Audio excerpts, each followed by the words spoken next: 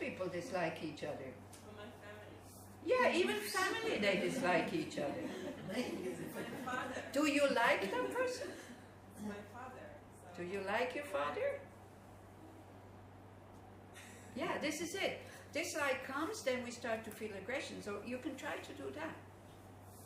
You breathe in all his dislike towards you because you have dislike towards him. Because then the thing is, what happens, we get out of our dislike. We are protected from our own dislike because it's a mind of compassion that is doing that. Or it's a mind of at least trying to do something that is doing that. Yeah. It's this expectation because he's my father, he's my mother, he's family, they should be nice to me. This is the first thing that has to be put aside.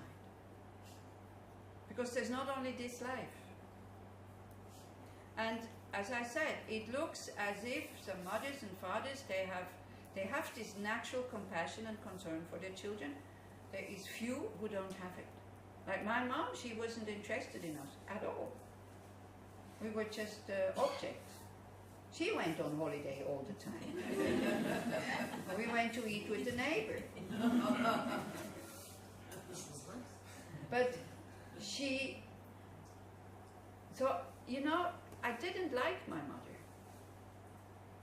These meditations on the kindness of the mother, I hated them. Because I didn't even want to like my mother. So this is the first obstacle that you have to overcome. That you want to like him or her. And then when Annie Karen, I still remember that meditation, the first meditation on the kindness of the mothers. She said, if your mother wouldn't have fed you while you were small, you would surely have died. I was sitting there and then my thought was, shit, this is true. I didn't like it, but I saw the truth in it. If my parents wouldn't have done their job, my dad earning the money and my mom feeding us, I would have died. I wouldn't have been able to sustain myself as a small child. And then all of a sudden the thought came, hey, I'm a grown up now. This is enough. And then I was able to accept her the way she was. And for me, that was such a relief. She hadn't changed. She was still as self-absorbed and self-concerned as she was. But I could, maybe love is a big word, but I could accept her. I could go and visit her with a totally open heart. Wow, that was such a relief. Really. But the object of your dad might be too strong. I don't know. Because we have to be careful when we do these practices that we're not overdoing it. Because then the ego starts to rebel. It says, no. This is dangerous. Don't do it. It's true. The practice of Tonglen, the practice of giving and taking, is really dangerous for the ego. Because it will make it go very, very small, but very strong. You see, the bigger your ego, the weaker it is, the bigger the target. The more it needs for you to be content and to have what you want, and you have expectations of people, how they should walk, how they should breathe, how they should brush their teeth, how they should talk, how they should dress. We have these expectations on people that we like, or we say we love, what they should wear. Because otherwise it makes me unhappy. Isn't it? If we look. What we can get upset about or annoyed about people that we actually love. Because we kind of, they are my property, so they become part of me. So if somebody sees my wife with these shoes, my gosh, what will they think of me? We're not thinking about the woman with the shoes, we're thinking of me. Or the husband with the hat. And it can be transformed. Can it not? Yeah, it can be transformed. Very recently I had a situation like this, that I felt somebody really disliked me. And I saw that she was suffering. So that's what I did. And so at least I didn't go into aversion towards her. This is then a point that is further down. So practice a combination of giving and taking. When we breathe out all the good things that we have. When we breathe in all the very difficult things that we have. Giving and taking should be practiced alternately, so that we give and take in and out, in and out. If you find it difficult to breathe out the good things and to breathe in the negative things with the same breath, then you can do for a while breathing out, just giving you goodness. Actually, for many Westerners, you have to start with that. To breathe out all the goodness that you have, you breathe it out and you give it. I would say with your dad that might be better. To breathe it out and give it to your father. All the good things, all your relaxed mind, all your kindness, all your love, everything. And then we start to discover that we're not losing anything when we breathe out and we give, giving. By giving, we start to discover we're not losing anything. It's actually the heart starts to open. And then we have the courage to take all the negative things. And how Trungpa Rinpoche explains it in the book, and I like that very much, and I started to do that with the people. Instead of doing it like specifically, we just do it global. Not a person, not specific sufferings, just everything that I usually don't want, I breathe in. Everything that I want, I give away. It's a radical change. You see, somebody at one point came and said, well, excuse me, how can that lead to happiness? And I said, well, what do you do usually to be happy? She says, well, I keep everything I like and I try to get rid of everything I dislike. And I said, so are you happy? She said, no. I said, what? We can try to do something different. It needs a lot of, this practice is to strengthen our courage and to decrease that negative ego who is afraid of just about everything. Who is afraid of the smallest criticism. A friend who comes and says, oh my, your wife, what kind of shoes she's wearing? We're afraid of these things. You know, you can tell your friend, well, she seems to like them. Let her wear these shoes, so what? You know, she's not harming you directly with these shoes, so leave her alone. This, you know, it shows us sometimes how huge our ego is. So it needs this, and it needs this, and this, and this, and this. My wife, or my husband, or my children, or they have to do this. It's very difficult for children when parent, you know, you have a good heart and you're open and you're not racist and all this and vegan and all that, and then all of a sudden your parents are totally the opposite. It's very difficult. But try to accept it. You know, they think their view is right, and you think your view is right. And Yael Shalev, she wrote a really nice essay on this, on, you know, being fanatic about good causes, and you want to, everybody else who is not for you is against you. Is kind of becomes your enemy. And so the point there was, you see, even if the whole world has the same view as you, we should help all the refugees and all the Palestinians and all the vegans, and we should not kill any animals, and we should do it. Even if the whole world is doing that, you still get sick, you still can lose whatever you are attached to, you still die, you still have things that you don't like. The suffering is still there. It's a very, very deep observation that she made. And she has become a much nicer vegan since then. Because she was very, very aggressive. And she fought with her family the whole time. You don't need to take on the views of your parents if you don't agree with them. But you have to understand they see their views as right. And with the views, there is always something right in certain views. So you have to be careful to throw out the whole thing. Sometimes the Tonlen practice is dangerous not only for the ego, or also for the health, the mental health. If someone is very weak, is very low self-esteem, it could be also not healthy. Like, yeah, you could get sick. Why would you get sick? Why would you get that sickness? Or by Tonglen. Or you can get, you know, if you breathe in the aggression of somebody else, you could get more aggressive. How do you reason then? You have to what do you think? You have to transform it. If you don't know No, how to transform you it. think, great, it works. When you get sick, you think, well, fantastic, it works, because that's what I'm doing. Otherwise, if you're not ready to take that sickness, don't do Tonglen. And why do you get the sickness? Why? Karma. Yeah. You would have gotten that sickness anywhere, somewhere down the line. So Tonglen is not as simple as it seems. So this is why you can also just do the breathing out. But if you want to become a Buddha, we need to destroy that ego. And the ego, the moment you feel that the cold is coming, you go, oh, stop. Rinpo Rinpoche, who was in prison with the Chinese, he said he was doing Tonglen all the time with the Chinese. He was breathing in their future suffering. And he said, the more I did it, the more it worked. And I thought, well, maybe then they stopped. No, he said, the more I did it, the more they tortured me. And he said, I was so happy, because that's what he wanted. He wanted to bear the suffering of the other.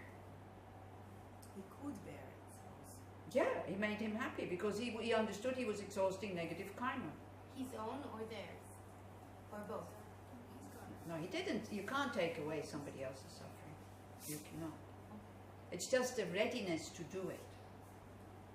And then if you have the compassion, you don't suffer.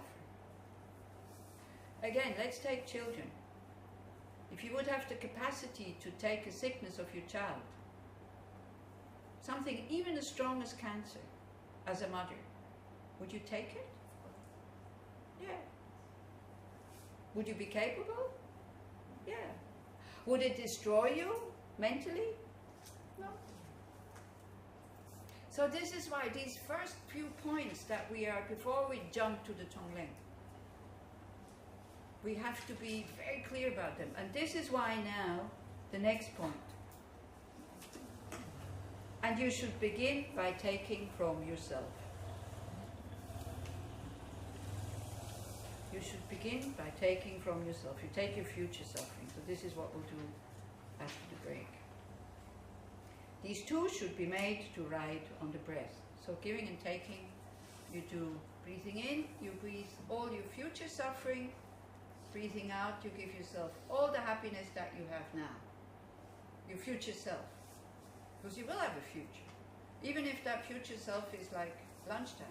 So if you don't like the food here, okay, then you can visualize breathing out whatever you usually like. What's your favorite food? And you give it to your future self who's sitting down there at lunchtime. It might be more deep and better to give your future self an attitude that every food is delicious. That might be more helpful for the future self there. But it's okay. You can be really creative in this meditation and give yourself everything that you would want to want. And that you need and that you want. Because sometimes we're so stingy with ourselves also. So it's okay in that meditation to give yourself material possessions, for example, jobs or whatever. So at least we allow ourselves to be happy and to have what we want. I think very quickly we start to understand these things are not important. So when you see yourself as an old person, very quickly the mind goes into breathing out courage, patience, openness, clear mind, and all this. Whether you will have it or not, this we don't know. It's just to learn the technique. This practice is not for you to take away the suffering of the other or for you to get the suffering. That's not the point. The point is the readiness to take it, if you could, to encourage to increase the courage to take on the suffering if we could. Do you understand? But no, we want to heal. We want the other people to be well. We want the dad to like me. That is not the purpose. That's not the purpose. So don't use Tonglen in order to manipulate others to like you, so that they're not aggressive with you anymore. You are allowed, or you're allowed, it's not a good word. It's okay for you to take the aggression of the other when it's not because you can't stand that aggression against you. You can take it when you see that the other person suffers. See, Tonglen is not about you. Tonglen is about the other person.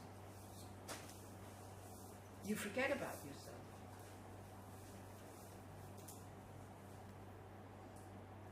So this is what, for quite a long time, you can do just giving as Westerners, because we haven't really understood yet why we do it, I think.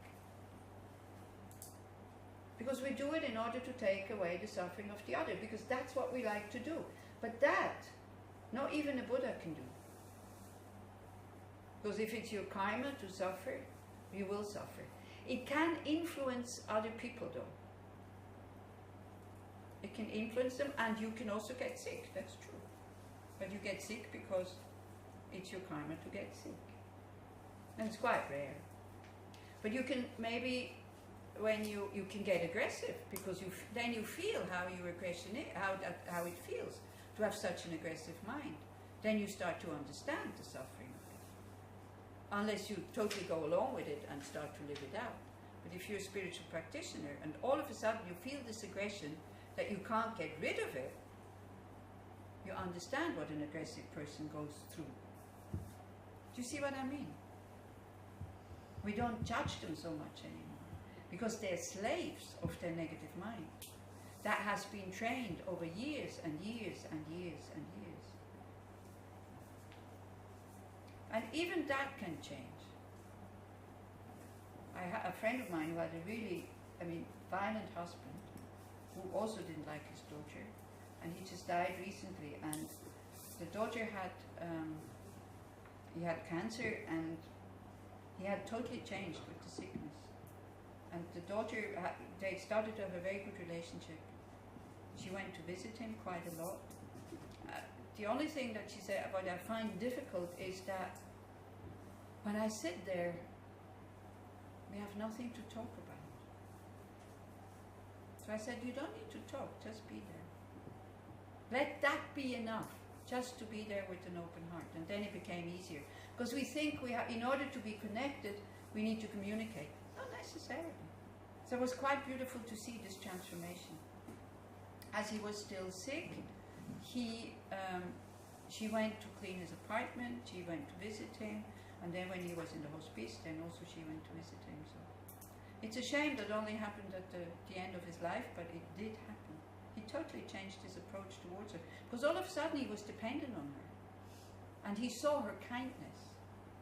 So before what she showed him was her aggression. They're very similar, these two, that's why, So she showed her aggression, and then all of a sudden she had compassion for him, because she could see how he was suffering, because he wasn't strong anymore, he was weak through his sickness. So she pushed herself a little bit to go and visit him and to help him. It was nice to see. So everything can transform if they are ready to transform. But for the meantime, we have to learn to accept them the way they are. And if it's dangerous, if he really mistreats you, to get out of his way. But to work with it from the distance. I've totally gone over, I think. I'm sorry. So let's make a break until 11:15. How is the schedule? I have no idea. I was supposed until 10:30, I think. No? And then a break until 11.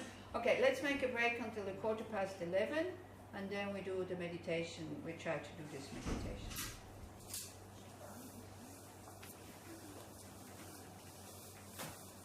And if you're not so clear about what bodhicitta is and how it is developed, that's what we'll do in the Long Rim retreat also. We go through it like the two methods, point by point, and so on.